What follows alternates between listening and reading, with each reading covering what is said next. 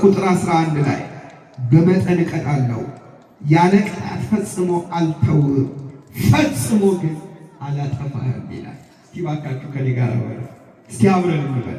በመጠን በል እቀጣሃለሁ፣ ያለ ቅጣት ፈጽሞ አልተውህም፣ ነገር ግን ፈጽሞ አላጠፋህም። ወገኖቼ ቅጣቱ የፍቅር ምልክት ነው። ለዘላለም እንዳንጠፋበት ነው የሚቀጣን። የሚቀጣን ለጥቅማችን ነው። የሚቀጣን ከመንገዱ እንዳንጠፋ ነው። የሚቀጣን ከቅዱሳን ኅብረት ሊቀላቅለን ነው።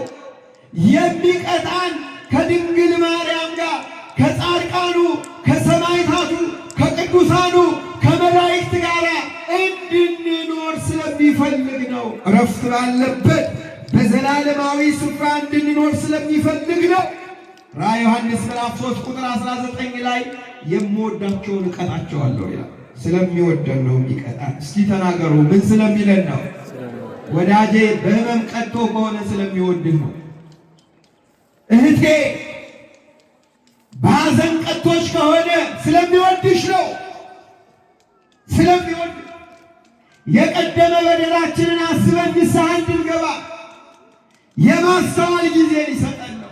ወዳጄ በማጣት ቀጥቶ ከሆነ ስለሚወድህ ነው። በኪሳራ ቀጥቶ ከሆነ ስለሚወድህ ነው። እንዳትጠራጠረው ወንድሜ፣ እንዳትክደው ወገኔ።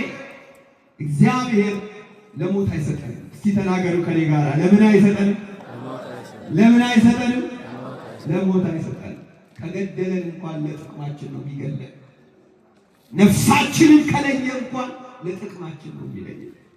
ስለሚወደን ነው። በቃ ስለሚወደን፣ ከወደደን ከትልቅ ፍቅሩ የተነሳ እንዲህ አድርጎ በምህረት ክንዱ በምህረት እጁ እረኛው ይመራናል። እኛም የመልካሙ እረኛ የእርሱ በጎች ነን። እኛ የእርሱ በጎች፣ እርሱ መልካም እረኛችን ነው። ስለዚህ በጎቹ ሆነን ለመኖር መድኃኔዓለም ሁላችንን ያብቃል። ምኖቹ ሆነን ለመኖር ምኖቹ ሆነን ለመኖር በግ እንጂ ፍየል ከመሆን መድኃኔዓለም ይሰውራል። ምነው ዝም አላችሁ? ምን ከመሆን ምን መሆን ይሻላል? ምን መሆን ይሻላል? በግ መሆን ይሻላል። በግ መሆን ይሻላል። ይቅርብን ፍየል ከመሆን መድኃኔዓለም ይሰውራል። ፍየል ዝምታ አታውቅም፣ ለፍላፊ ናት። በግ ግን ዝምተኛ ነው። በግ ያርገን መድኃኔዓለም። ዝምተኛ ታጋሽ። አያችሁ፣ በግ ጭቃ አይጸየፍም ጸጉር ስላለ። ፍየል ግን ታውቃላችሁ ጽዩፍ ናት። ጽዩፍ አያችሁ፣ መውደቅን መንገዳገድን ፈርቶ ወደኋላ በኋላ በወድቅስ ብሎ ንስሐ ከመግባት ወደኋላ የሚል ክርስቲያን አይደለም። በግ ለመሆን መድኃኔዓለም ያብቃል። በግ ኀፍረቷን ገልጣ ነው የምትሄድ። ኀፍረታችሁን ገልጣችሁ እንዳትሄዱ ወገኖች። በግ ኀፍረቷ፣ ፍየል ኀፍረቷን ገልጣ ትሄዳለች። በግ ኀፍረቷን ትሸፍናለች። አቃል ኀፍረቷን ማለት ገብቷችኋል? አዎ፣ ያንን የሰውነት ክፍሏን ሸፈን ነው የምታደርግማ። ፍየልስ ግልጥ። ሴቶቹ ወጣቶቹ አደራችሁ እንግዲህ እየሰማችሁ ነው። አዎ፣ እምቢ ካላችሁ ደግሞ እናሳብስባችኋለን ወንዶቹ። እምቢ ካላችሁ ክፍት መሄድ ነው የሚሻለኝ የምትሉ ከሆነ እኛ ወንዶቹን እናሳብሳለን በማይክሮፎን እንዲየተነገረ። እዚህ ክፍት ያደረ አይበላም ብለን እንነግራቸውና ጉር ትሆናላችሁ። ስለዚህ እንዳትበላሹ አደራ። እንደ ፍየል ሳይሆን እንደ በግ ኑሩ። ኀፍረታችሁን ሸፈን። አሁንማ ሚዲያው ድሮ መንገድ ላይ አስፋልት ላይ ነበር ተገልጠው የሚሄዱት። አሁን ምን ችግር አለ? በየሚዲያው ኀፍረታቸውን እየገለጡ ርካሽ ጥቅም ፍለጋ፣ ላይክ ፍለጋ፣ ጊፍት ፍለጋ ወጣቱ ትውልድ ወዮ የኔ ዘመን ትውልድ ማምላክ ሞት ይሻላል። እህቴ ብሎ ማሰብ እኮ ነው ቀላል። እናቴ ብሎ ማሰብ እኮ ነው ቀላል። እናቴ የሚሆኑ ሴቶች ክብራቸውን አጡ። እህት የሚሆኑ ሴቶች ክብራት ብዙዎቹ ማዕተብ አንጠልጥለው ሜዳ ውስጥ እንደገባን ክርስቲያኑ ፍየል የበዛበት ትውልድ መድኃኔዓለም በግ ያድርገን። እየሰማችሁ ነው?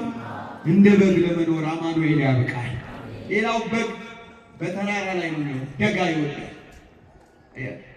ለረፍት አልጋ ለመኖር ደጋ ይሉ ነበር የጥንት ሰዎች። ደጋ የበግ ሀገር ደጋ፣ ፍየል ደግሞ ቆላ ሸለቆ ነው የምትሆን። ሸለቆ ማለት ደግሞ ታች። በግ በከፍታ ነው፣ በተራሮች አናት በከፍታ ላይ በደጋ ነው የሚለው። እንደ በግ በደጋ ነው፣ በከፍታ ነው። በከፍታ በዝቅታ አይደለም፣ በግፍ አይደለም፣ በኃጢአት አይደለም፣ በነውር አይደለም፣ በንጥቂያ አይደለም፣ ፍርድ በማጓደል ድሃ በመበደል ጉቦ በመቀበል ሰነድ በመደለት አይደለም። እግዚአብሔርን በማክበር በእውነት እንኑር። በዝሙት አይደለም፣ በመለያየት አይደለም፣ በመዋደድ በመፈቃቀር እንኑር። አማኑኤል አምላካችን በምህረቱ ይርዳል። ትምህርቱ ገብቷቸዋል? በሰካራምነት አይደለም። አንድ ታሪክ ነግራችሁ ጨርስ።